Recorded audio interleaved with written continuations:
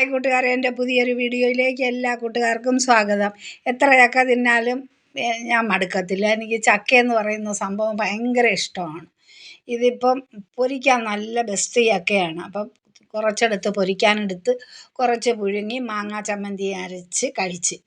അപ്പോൾ ഇത് മാങ്ങ ഞങ്ങൾ ഷീറ്റ് പിടിച്ച് താഴെ നിന്ന് ഷീറ്റ് പിടിച്ച് ഷീറ്റിൽ 4 പേരായിട്ട് നിന്ന് ഷീറ്റ് പിടിച്ച് ഷീറ്റിനകത്ത് പറിച്ചിട്ട മാങ്ങയാണ്. താഴെ വീണ മാങ്ങയൊക്കെ വെട്ട് മാങ്ങ അച്ചാറിടാൻ ഞാൻ കുറച്ചെടുത്ത് കുറച്ച് ഉപ്പിലിടാനെടുത്ത് മാറ്റി കല്ലുപ്പുമായിട്ട് വെള്ളം തിളപ്പിച്ച് പച്ചമുളകും അരിഞ്ഞിട്ട് അതൊരു കുപ്പിയിലാക്കി അത് അരിഞ്ഞ് ഉപ്പിലിടാനെടുത്ത് വെട്ടുമാങ്ങ അച്ചാറിടുന്നത് ഞാൻ ഒരിക്കൽ കാണിക്കാം.